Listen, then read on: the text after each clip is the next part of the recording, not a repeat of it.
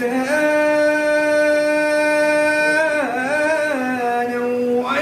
وشفتين آئی تو عابد یہ کام کر کے چلے، ملی رہائی تو عابد یہ کام کر کے چلے، سباس قبر سکینہ کے نام کر کے چلے، یہ اہل شام سے بولے اگر نہ ہو زحمت، دیا جلا دیا کرنا اگر ملے فرصت، بہن کے واسطے یہ اہتمام کر کے چلے، سباس قبر سکینہ کے نام کر کے چلے، دعا جو کرتی تھی رو رو کے وہ بھی دن آئے، وہ جس کے دل میں تار ماں کے وطن جائے، اسے حوالہ زندان شام کر کے چلے، اسے حوالہ زندان شام کر کے چلے، سباس قبر سکینہ کے نام کر کے چلے، کوئی ہمارا مرا تو کہاں حسین حسین، عزا کا فرش بچھا تو کہاں حسین حسین، یہ انتظام بھی چوتھے امام کر کے چلے، یہ انتظام بھی چوتھے امام کر کے چلے، سباس قبر سکینہ کے نام کر کے چلے، نے آواز دی دل گیا میرا دامن چچا،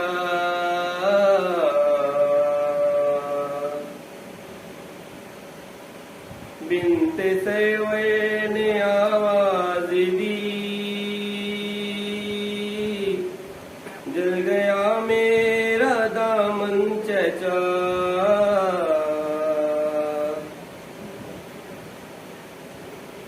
رونے دیتے نہیں یہ لئی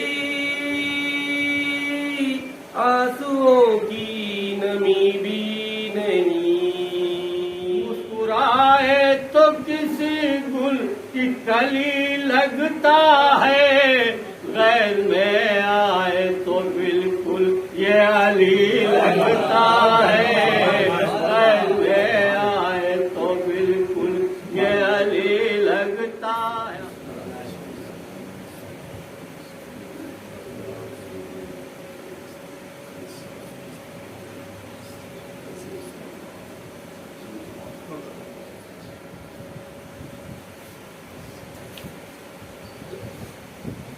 اعوذ باللہ من الشیطان اللعین الرجیم، بسم اللہ الرحمن الرحیم، الحمد للہ الذی لا یبلغ مدحته القائلون ولا یحصی نعماءه العادون ولا يؤدي حقه المجتهدون، الذي لا يدركه بعض الهمم ولا ينعله غوص الفتن، الذي ليس لصفته حد محدود ولا نعت موجود ولا وقت معدود ولا عجل ممدود، وترى الخلائق بقدرته ونشر الرياح برحمته ووتدى بالصخور ميدان أرضه، والصلاة والسلام على سيد الأنبياء والمرسلين خاتم النبيين، سيدنا الممجد بشير المسدد نذير المؤيد المصطفى الأمجد المحمود الأحمد أبي القاسم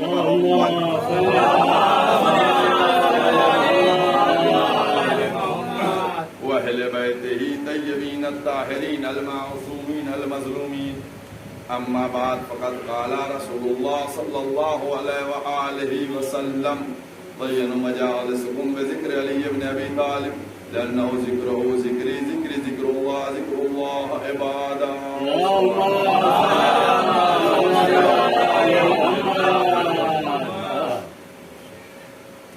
میں نے پیغمبر اسلام کے جن الفاظ کو سرنامہ تقریر قرار دیا، ارشاد فرما رہے ہیں کہ اپنی مجلسوں کو زینت دو علی کے ذکر سے، کیونکہ علی کا ذکر میرا ذکر ہے، میرا ذکر خدا کا ذکر ہے، خدا کا ذکر عبادت ہے۔ کیونکہ آج کل ایک مشن چل رہا ہے اور اس مشن کے تحت ذکر امیر المومنین کو کہ ان کا ذکر کیوں ہوتا ہے، نماز کی بات کیجیے اور روزے کی بات کیجیے اور ذکر برائے عظمت مولا متقیان حضرت علی علیہ السلام بآواز بلند نعرہ صلوات۔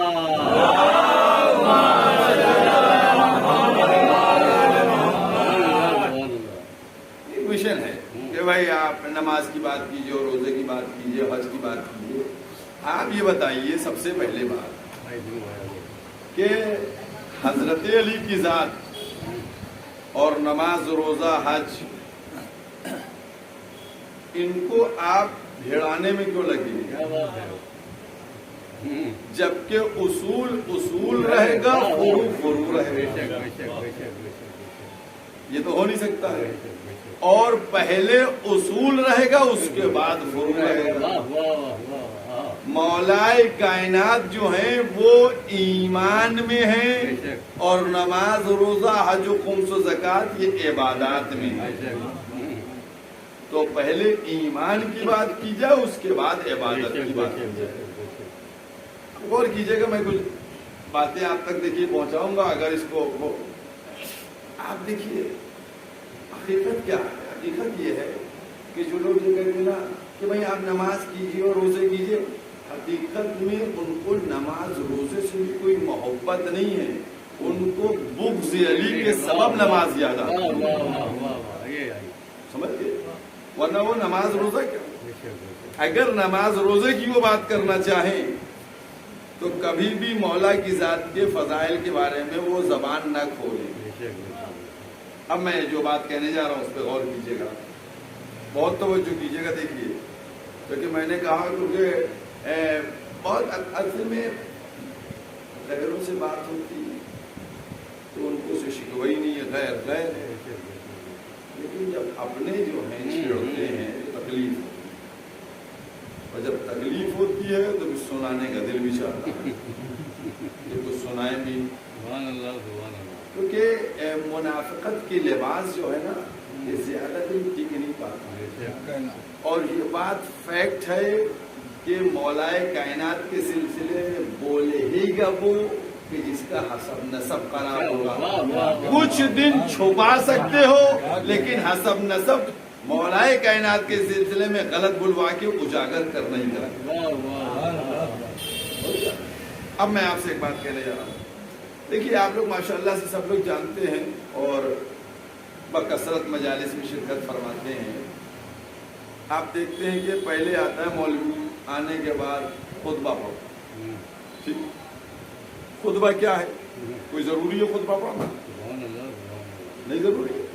ہم بغیر خطبہ پڑھے مجلس پڑھ سکتے ہیں، لیکن یہ خطبہ پھر اس کے بعد اچھا خطبہ پڑھا، خطبے کے بعد ایک حدیث یا ایک آیت کچھ پڑھتا ہے۔ کیا یہ قرآن میں لکھا ہے کہ مجلس پڑھنے سے پہلے حدیث یا آیت پڑھو؟ بھائی لکھا ہے قرآن میں کہیں؟ نہیں لکھا ہے۔ یہ ایک سلسلہ بنایا ہمارے بزرگ علماء نے۔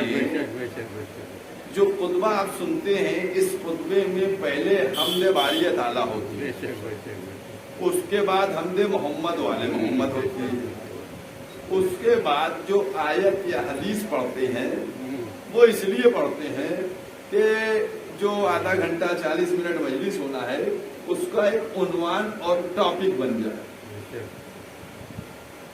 مثلا ہم نے آگے یہاں پڑھا کتب علیکم الصیام، روزہ آپ کے اوپر لکھ دیا گیا۔ جیسے ہم نے یہ پڑھا کہ مجمع سمجھ جائے گا مولانا لگتا روزے سے متعلق آج بات کریں گے، آیت انہوں نے روزے والی پڑھی۔ ہم نے کہا اقیم الصلاۃ وآتوا الزکات، آپ سمجھ گئے مولانا آج جو ہے نماز اور زکات کے بارے میں پڑھا۔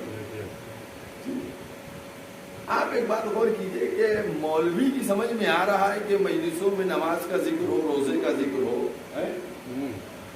پیغمبر کی سمجھ میں نہیں آیا۔ کیا بات ہے، واہ واہ واہ واہ واہ بھئی پیغمبر فرما دیتے کہ تم لوگ اپنی مجلسوں کو زینت دو نماز سے، ہم نماز پڑھنے لگتے۔ پیغمبر فرما دیتے تم اپنی مجلسوں کو زینت دو روزے سے، میں روزہ کرنے لگتا بیٹھ کے۔ پیغمبر فرما دیتے تم اپنی مجلسوں کو زینت دو حج سے، میں کرسی بیٹھ کے 40 منٹ حج کہتا رہتا۔ پیغمبر فرما دیتے تم اپنی مجلسوں کو زینت دو زکات سے، ہم 40 منٹ بیٹھ کے زکات کرتے رہتے۔ پیغمبر نے کچھ نہیں کہا، آپ سب کچھ کہہ غور کرنے کی بات ہے۔ پیغمبر نے کیا فرمایا؟ اچھا پیغمبر جو کہتے ہیں، پیغمبر جو کہتے ہیں وہ پیغمبر، دیکھیے آپ جائیے گا آیت کا نشان جو ہے وہ تقریباً 30-35 کے آس پاس ہے، سورہ کہف 18ویں سورے میں جائیے گا، جس میں پیغمبر سے کہا جا رہا ہے کہ جب بھی کوئی بات کرو تو انشاءاللہ کہو۔ جو قرآن کا حکم ہے نا، آیت کا حوالے میں نہیں ہے لیکن سورہ کہف میں ہے کہ انشاءاللہ کہا کرو، جب بھی کوئی بات کر رہا ہو اگر انشاءاللہ کہا کرو۔ ٹھیک، سب آپ لوگ برتن ہلا رہے ہیں، جب کل کوئی کام کرنا ہے تو کیا کہا کرو؟ انشاءاللہ کہا کرو، ہے نا؟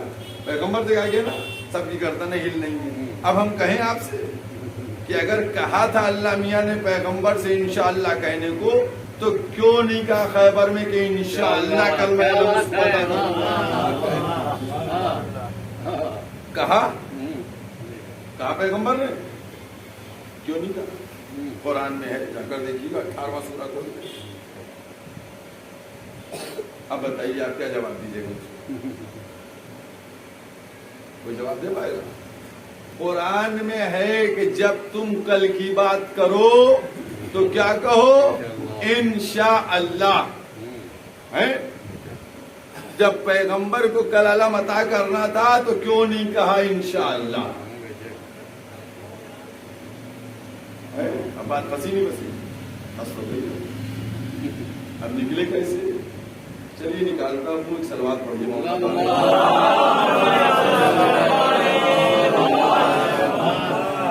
بہت توجہ کیجیے گا، اسی حدیثی کی طرف لوٹ کیا ہوں، خیبر نہیں پڑھوں گا انشاءاللہ نہیں کہا پیغمبر۔ ٹھیک، حدیث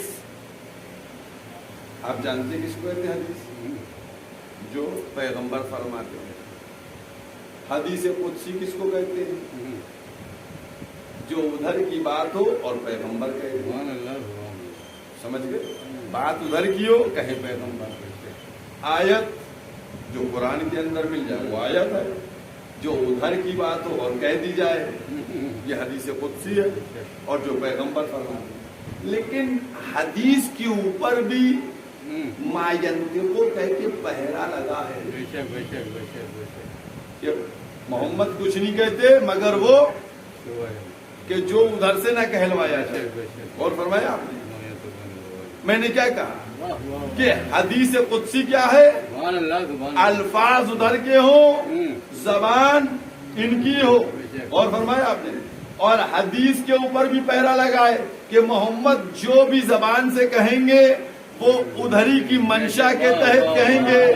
تو اب یاد رکھیے، جب ادھر سے کوئی آرڈر ملے گا تو اب انشاءاللہ کیسے کہلوایا جائے؟ اگر وہ انشاءاللہ کہنے لگے تو پھر کس اللہ کی بات کر رہا ہے؟ اگر اللہ کے علاوہ کوئی دوسرا اللہ ہو کہلوانے والا تو محمد کہیں انشاءاللہ، لیکن جب خود اللہ کہلوانے والا ہے تو انشاءاللہ کیسے؟ بات کلیئر ہوئی نا؟ کس کی بات چل رہی ہے؟ اللہ کی بات چل رہی ہے۔ یعنی جو کچھ زبان پیغمبر پہ آ رہا ہے وہ کس کا ہو رہا ہے؟ اللہ کا۔ تو اگر یہ کہا گیا کہ اپنی مجلسوں کو زینت دو تو کس سے کہا؟ اللہ نے۔ تو اللہ اور رسول تو جانتے تھے کہ علی کا ذکر ہونا چاہیے، مرکز مولوی جانتا ہے کہ نماز کا ذکر ہونا چاہیے۔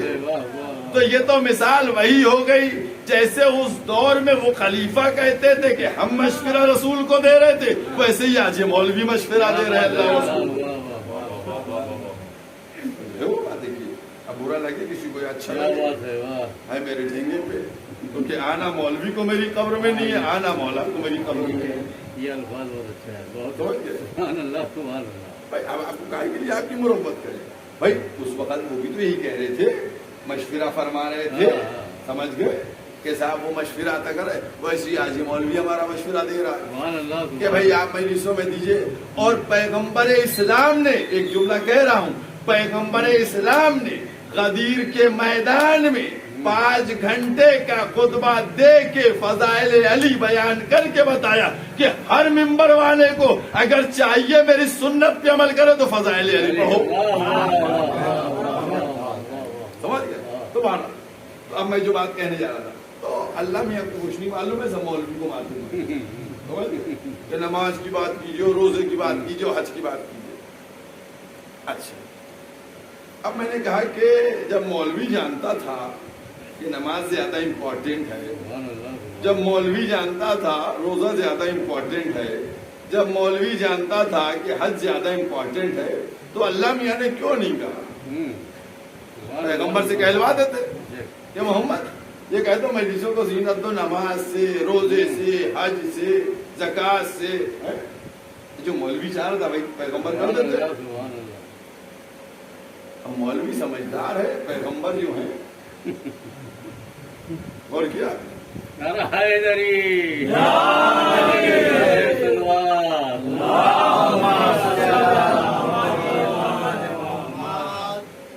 اب یہ بہرحال کوئی نہ کوئی تو ان کی تعصیبی کرنے والا ہونا، سمجھیے۔ تو ہر بات اب دیکھیے آپ، پیغمبر اسلام نے کیا فرمایا؟ اپنی مجلسوں کو زینت دو علی کے مرکز ذکر سے، ٹھیک ہے۔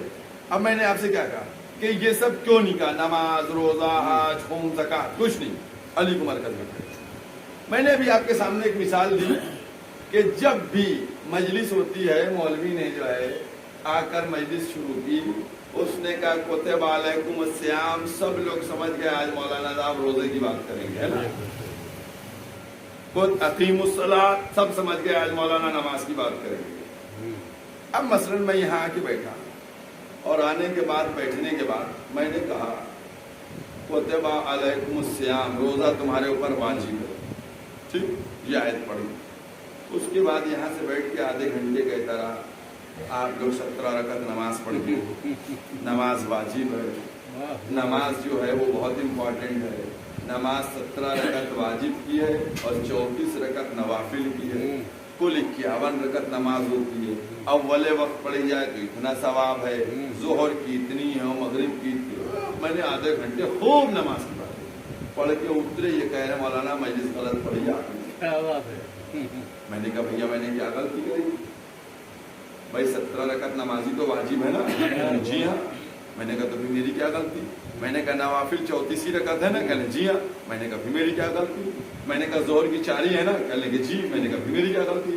کہنے کہ غلطی آپ کی یہ نہیں ہے، غلطی آپ کی یہ کہ آیت روزے کی پڑھی تھی، بات نماز کی۔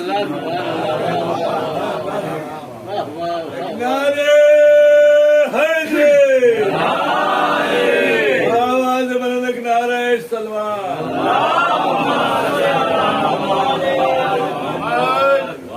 اور کیا آپ نے کہنے غلطی یہ ہے آپ کی کہ نماز بات کی اور پڑھی آیت روزے کی، اور اگر ہم اسی کے نماز کی آیت پڑھ لیتے اور روزے کا تذکرہ کرتے تب بھی ٹوکے جاتے کہ آپ نے غلط پڑھی، آیت آپ کی جو تھی وہ روزے والی تھی، نماز والی تھی، اور پڑھا آپ نے روزے نے۔ تو اس کا مطلب یہ ہوا کہ مولوی جو بات یہاں کہتا ہے نا، حدیث یا آیت، وہ اصول کے تحت قید ہو جاتا ہے اسی ٹاپک پہ۔ یہ جو ہے تقاضا ادب ہے کہ اگر ہم نے کوئی عنوان بنایا ہے نا تو اب اسی کے اندر ہم قید ہیں کہ اب ہم یہی تذکرہ کریں، اگر نہیں کریں گے تو ہم کو ٹوک دیں گے کہ بھئی یہ غلط پڑھا، یہ غلط پڑھا، یہ غلط پڑھا۔ تو اگر ہم نماز کے متعلق آیت پڑھیں تو نماز میں قید، روزے کے متعلق آیت پڑھیں تو روزے میں قید، حج کے متعلق آیت پڑھیں تو حج میں قید، زکوٰۃ کے متعلق آیت پڑھیں تو زکوٰۃ میں قید۔ اب ہمیں دوسری طرف آپ جانے نہیں دیجیے گا، غور کیا نہیں کیا؟ اب اتنا جو ہے آپ سے کم عقل والے تو نہیں ہیں. اب اگر ابھی یہاں میں بیٹھ کے کہتا نماز تو نماز میں قید, روزہ تو روزے میں قید. اب میں نے یہاں کیا ذکر کیا؟ میں نے کہا کہ ذکر علی ابن ابی طالب کرو. اب جب ذکر علی طالب کو مرکز بنایا تو اب کہیے نماز کی بات کروں, روزے کی بات کروں, حج کی بات کروں, شجاعت کی بات کروں, سخاوت کی بات کروں, زہد کی بات کروں, علم کی بات کروں. جیسے ہی نماز کی بات کروں گا کہ نماز پڑھو تو علی کی طرح کہ تیر بھی نکل جائے, چلے. روزے رکھو علی کی طرح کہ روزے پہ روزہ بھی ہو جائے, فقیر کو روٹی بھی چلی جائے.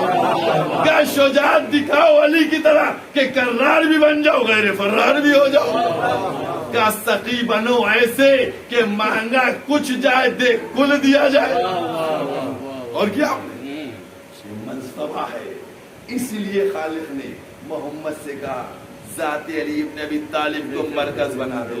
اگر علی ابن ابی طالب پہنچ جائیں گے تو نماز بھی مل جائے گی, روزہ بھی مل جائے گا, حج و خمس و زکات سب مل جائے گا. صلوات پڑھو محمد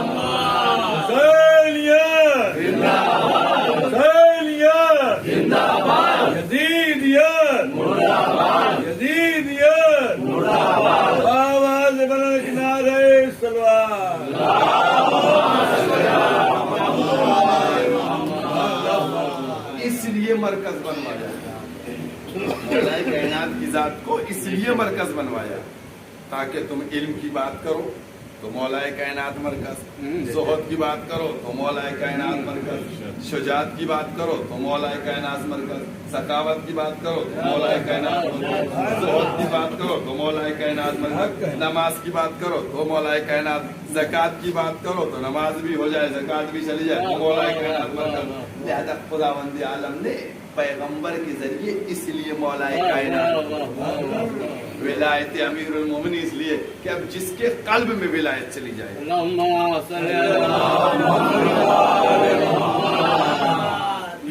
ایک بات آپ سمجھ لیجیے کہ ایمان جو ہے وہ کہاں سے ہوتا ہے؟ ایمان دل میں ہوتا ہے. سمجھ گئے کہ قرآن کی سب باتیں کر رہا ہوں, مجھے تفصیل سے گفتگو تھوڑی کرنا ہے جو میں 2 گھنٹے بیٹھ کے پڑھوں. تو میں اشارہ کر رہا ہوں کہ ایمان جو ہے وہ دل میں ہوتا ہے. یہ قرآن کی روح سے ہے, سمجھ گئے. اور پورے جسم کے کنٹرول کا مرکز کہاں ہوتا ہے؟ یہ کہاں ہوتا ہے؟ نہیں, بات کو انگریزی میں سمجھائیں تھوڑا سا. ایک صلوات پڑھیے محمد.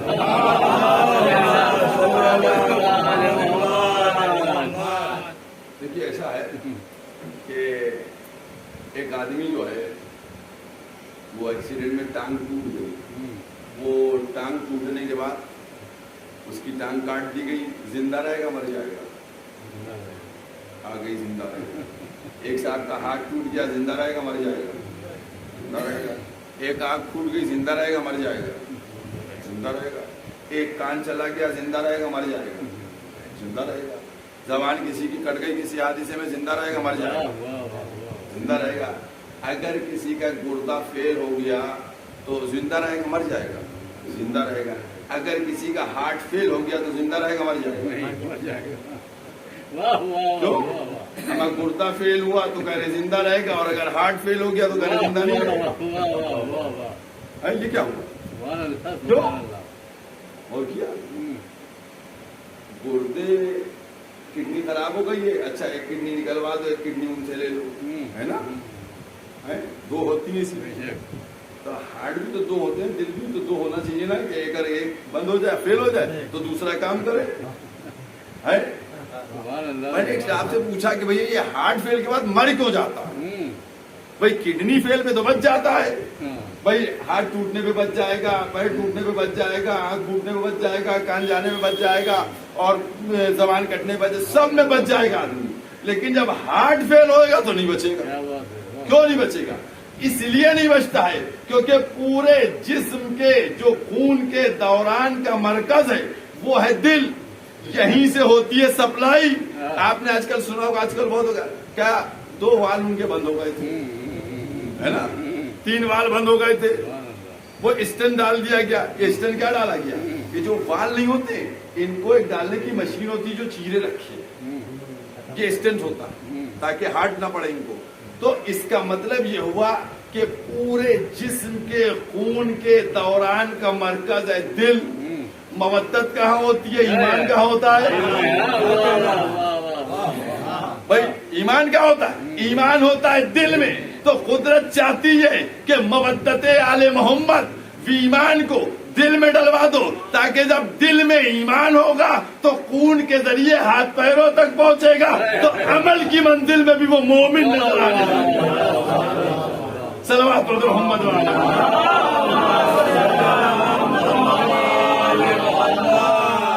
جب دل میں ایمان ہوگا تو عمل میں بھی مومن نظر آئے گا.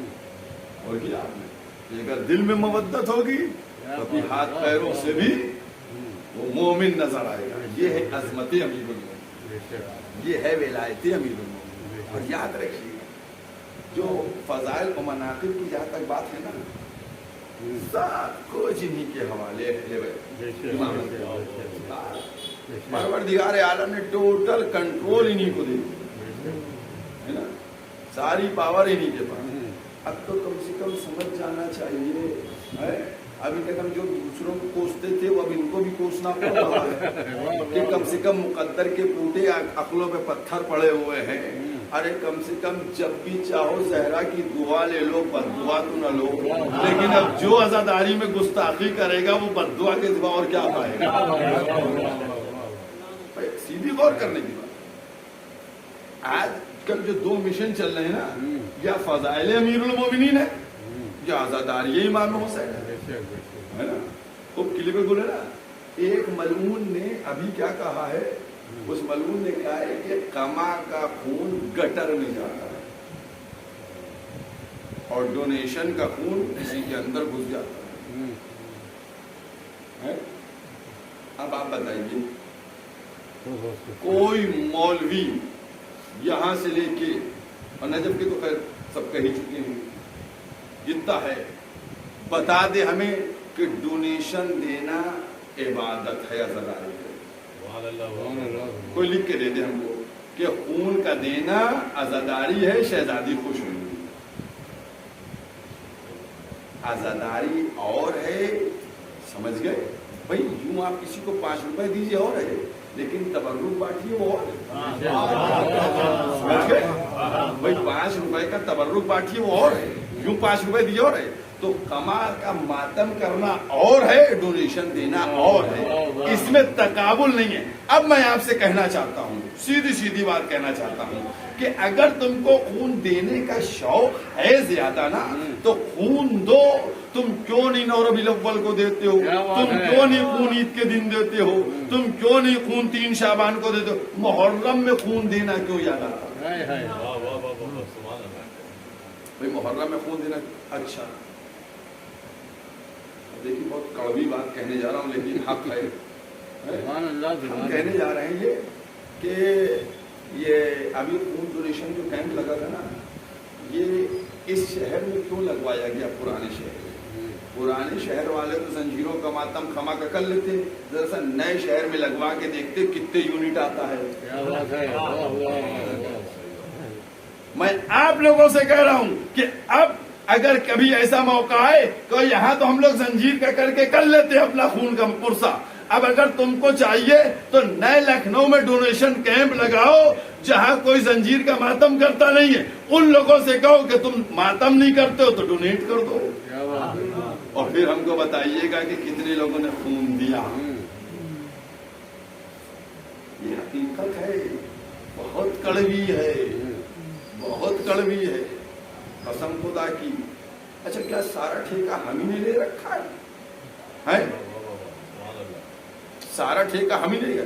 تب جانے جو سب چلا کے بول لیں، کہہ دیں 12 وفات کو لگایا کرو. بھائی لگا دو نعرہ تم کہ بھائی 12 وفات کو بھی لگنا چاہیے. تب جانے ہم سارا ٹھیکہ امام حسین کا نام استعمال کر کے ہم ہی کو لے دے رکھا. ہم جو عبادت کر رہے ہیں، جو بیوی سے بات ہوئی تھی، بیوی نے پرسے کی بات کی تھی، ہمارا پرسے کا وعدہ. سمجھ گئے؟ اور قسم خدا کی آج ہم سے کہا جاتا ہے کہ سید سجاد نے کون سا خون کا ماتم کیا، لہذا آپ خون کا ماتم کرتے ہیں؟ ذرا سے جا کر دیکھو 40 دن تک خون کی بارش، سید سجاد نہیں خون کے آنسو رویا گیا، زمین و آسمان خون نکلا ہے 40 دن تک، یہ ہے خون۔ اور پھر وہ لوگ جو ہماری ہر عبادت میں نقص نکالتے ہیں، صرف اتنا بتا دیں کہ سید سجاد نے رہائی کے بعد کیا کوفے میں ڈونیشن کیمپ لگایا تھا خون کے ڈونیشن کا؟ عزاداروں، عزاداری کی توہین نہ کرو اور اس کو کم نہ کرو، ورنہ امام زمانہ اور بی بی کی سزا کیا ملے گی؟ یہاں بھی ذلیل ہوگے، وہاں تو سب آخرت تباہی ہوگی۔ یہ صحیح شہزادی نے قسم خدا کی، شہزادی نے کیا کہا؟ روئے گا کون، پرسا کون؟ ماں کو پرسے کی فکر ہے، پرسے کی۔ کیا چاہیے بی بی آپ کو؟ بی بی کیا چاہیے؟ بی بی کو آنسو کا نظرانہ چاہیے، ہم کو آنسو چاہ دینا ہے۔ عزاداران امام مظلوم، یہ ساری زیارتوں میں جملے کاش ہم وہاں ہوتے، کاش ہم وہاں ہوتے تو کیا کرتے؟ کاش وہاں بھی کیا یہی کہہ دیتے کہ مولا پہ جان قربان کرنے کا کیا فائدہ ہے، چلو کیمپ لگا دیا جائے، ڈونیٹ کر دیا جائے۔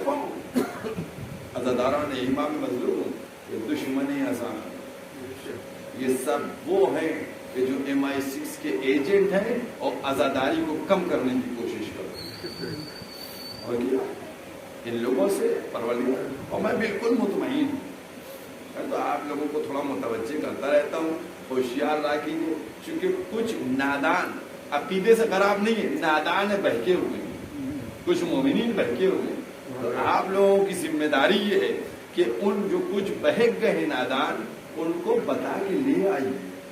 ہم کسی کو یہ نہیں کہتے ہیں کہ وہ خراب ہو گیا، خراب ہو گیا، نہیں، جو خراب نہیں، نادانی کے سبب بھی چاہتے نادانی، چونکہ ان کو تلوار کما سے ڈر لگتا تھا، لہذا انہوں نے بھی کہا ہاں ہاں کما نہیں لگنا چاہیے۔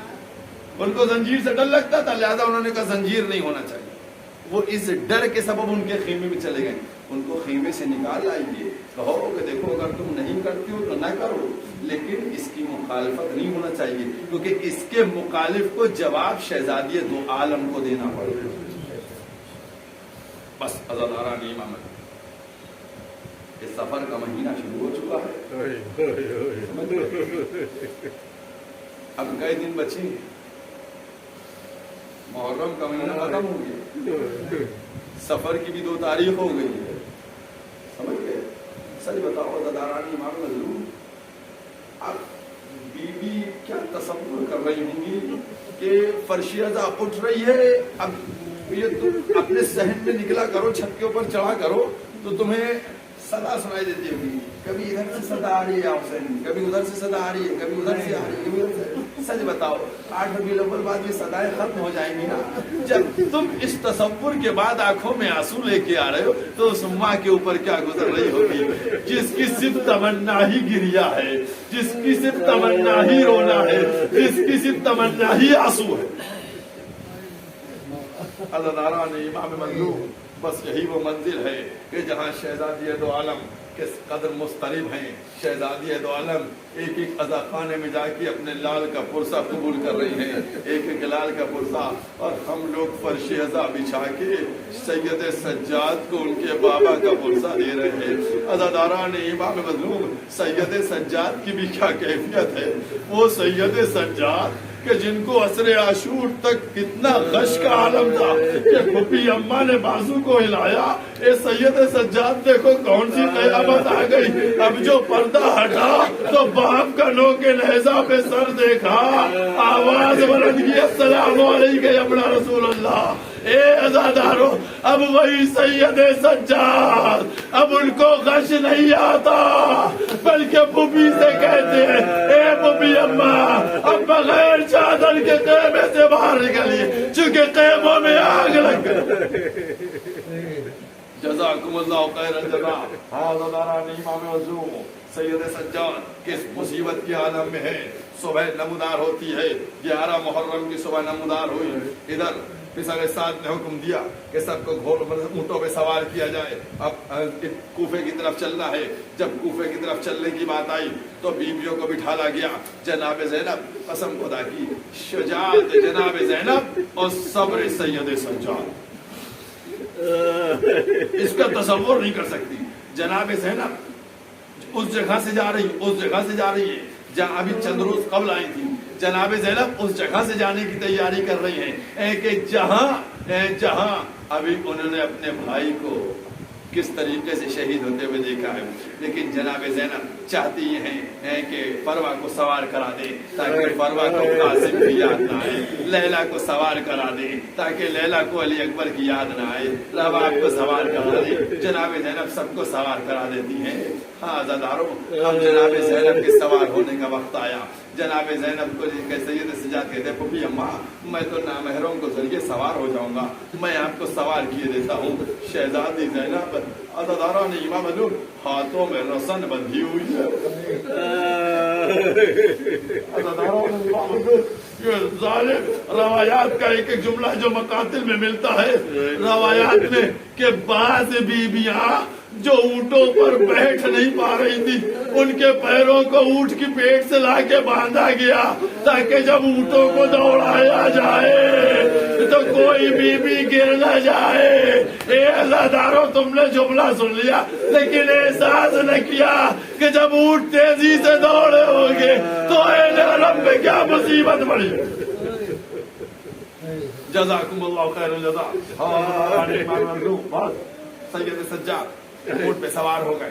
جب قافلہ شہداء کے درمیان سے جناب زینب 2 جملے آپ سے کہنے جا رہا ہوں اور ان جملوں کو بہت توجہ اطمینان کے ساتھ سنیے گا. عزادارو، جناب عباس نے کیا کہا؟ ذاکر، ہماری جب مصیبت بیان کیا کرو تو کیا پڑھ دیا کرو کہ جب ہم گھوڑے سے زمین پر آئے تو کتنی اذیت ہوئی، ہاتھ کٹ چکے.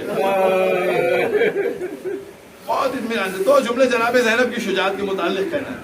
جناب عباس نے ہی تو کہا میری مصیبت تو بیان کر دیا کرو کیونکہ میرے ہاتھ کٹ چکے تھے. جب گھوڑے سے بے ساختہ گرے تو کیا اذیت ہوئی ہوگی. اب میں دل چاہتا ہوں اپنے مولا عباس کے سامنے ہاتھوں کو جوڑوں. اے میرے مولا، آپ کے ہاتھ کٹ گئے تھے، آپ کو بڑی اذیت ہوئی، لیکن عزادارو مقاتل میں ملتا ہے کہ جب زینب ہاتھوں میں رسن بندھی ہوئی سید سجاد کے چہرے کا رنگ متغیر ہوا. اے سید سجاد، یہ چہرے کا رنگ کا متغیر کا پھوپھی اماں میرے بابا کا لاشا پڑا ہے تو زینب نے اپنے کو اونٹ سے گرا دیا.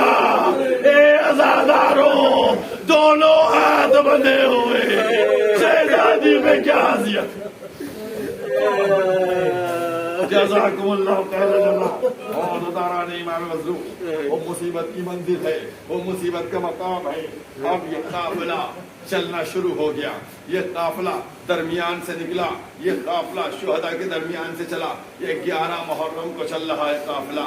عزاداروں تصور کرو، 61 ہجری کا واقعہ ہے نا، 61 ہجری کا یہ واقعہ ہے اور 40 ہجری تک جناب زینب جو ہے کوفے کی شہزادی بنی تھی. شہادت امام حسین مولا کائنات تک کوفے میں کس طرح شہزادی تھی جناب زینب.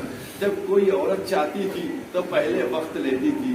جب یہ ہوا ہوگا کہ اب کوفے کی طرف چل رہے ہیں، جناب زینب کے دل پہ کیا گزری ہوگی کہ جہاں کی زینب شہزادی تھی اب وہاں جا رہی ہے زینب. ارے زینب نے جب دیوار کوفہ دیکھی ہوگی جناب زینب پر کیا عالم ہوا. عزاداران امام مظلوم، مجلس کو میں نے ختم کر دیا. 2 جملے ہیں اور اس کے بعد مجلس ختم ہو گئی ہے. جناب زینب داخل ہوا کوفے میں. تماشائیوں کا مجمع لگا ہوا ہے، مجمع لگا ہے. ایک شخص کہتا ہے کہ میں آیا اپنے کاروبار کو بند کر کے، میں نے دیکھا کہ عجب عالم ہے، کہیں عید کا ماحول بنا ہوا ہے. میں نے پوچھا یہ کون سی عید آ گئی، یہ آج کیوں اتنی خوشیاں منائی جا رہی ہیں؟ تو وہی کہہ رہا ہے کہ میں نے کچھ عورتوں میں یہ بھی دیکھا کہ کچھ عورتیں سیاہ کپڑے پہنے رو بھی رہی تھیں. اس کے بعد جناب زینب گئی اور متوجہ کیا گیا تماشائیوں تماشا دیکھو. جب سب دیکھنے کی طرف متوجہ تھے تو تاریخ میں ملتا ہے کہ جناب زینب نے ایک دفعہ آواز بلند کی اور آواز بلند کر کے کہا کہ بس سب لوگ خاموش ہو جاؤ. جناب زینب کا یہ جملہ تھا. جیسے ہی جملہ کہا تو لکھا ہے مقاتل میں کہ ساری سانسیں جیسے لگتا رک گئی, سب چیزیں ٹھہر گئیں اور کوئی چیز میں حرکت نہیں تھی. اور ایسا فصیح و بلیغ خطبہ دیا جس کے 2-4 جملے آپ کے سامنے بیان کروں گا. اسی خطبے کے بعد آواز آئی تھی کہ لگتا ہے علی بول رہے ہیں. کون سی قیامت آ گئی. جناب زینب نے ایک دفعہ لڑکار کے کہا تم کیا سمجھتے ہو کہ تم نے شہید کر لیا, تم آج رو رہے ہو, یہ تمہاری بدبختی ہے اور تم اب قیامت تک روتے رہو گے, لیکن اس رونے کا کوئی اثر نہیں ہونے والا ہے. تم نے فریب دیا, تم نے دھوکہ دیا, تم نے ہم کو فریب سے بلایا اور بلانے کے بعد ہمارے ساتھ یہ سلوک کیا. بس عزاداران امام برابر کی چھت پہ ایک خاتون آئی, آنے کے بعد کہتی ہے تم ہو کون. بس مجلس ختم گئی. ایک دو جملے تھے, تم ہو کون. جناب زینب نے فرمایا ہم اہل بیت نبوت ہیں, ہم رسول کے گھرانے کی ہیں. بس جیسے ہی اس نے یہ سنا, جیسے ہی یہ جملہ پہنچا, فوراً وہ نیچے گئی. نیچے جانے کے بعد وہ چادریں لے کے آئی. لانے کے بعد ایک ایک بیوی کی طرف ایک ایک چادر آگے بڑھا دی. ہاتھوں میں رسن بندھے ہوئے تھے, ہاتھ بندھے ہوئے تھے. بیوی کیسے چادر بڑھاتی. بس جیسے ہی اس عورت نے چادریں بڑھائی, ایک دفعہ جناب زینب نے فرما دیا اے حبیبہ تم نے ہم کو نہ پہچانا. ارے ہم زینب ہیں, وہ جو نوکی نیزہ پہ تم سربلند دیکھ رہی ہو وہ میرے بھائی حسین ابن علی. بس جیسے ہی یہ جملہ سنا حبیب والے چہرے پہ تماچے مارے, ایک ایک بیوی کو چادر اڑانے کی کوشش کی, لیکن عزاداروں ظالم نیزے لے کے بڑھے اور سروں سے چادریں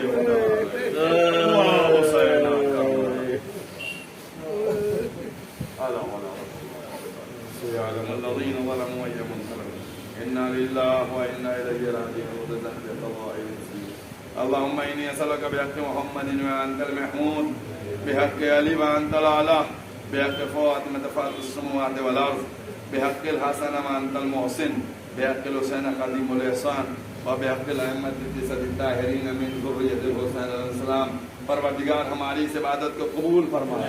پروردگار ہمارے آنسو کو رومال شہزادی میں جگہ عنایت فرمائے. پروردگار عالم ہم کو عزاداری کرنے کی توفیق عطا فرمائے. پروردگار ہم کو سچا عزادار بنا دے کہ ہم روز قیامت یہ کہہ سکے بی بی ہم آپ کے لال کی عزادار ہیں. پروردگار عالم جو دشمن عزا ہیں اگر اصلاح کے لائق ہیں تو ان کی اصلاح کر دے, اور اگر اصلاح کے لائق نہیں ہے تو ان کو صفحہ ہستی سے مٹا دے.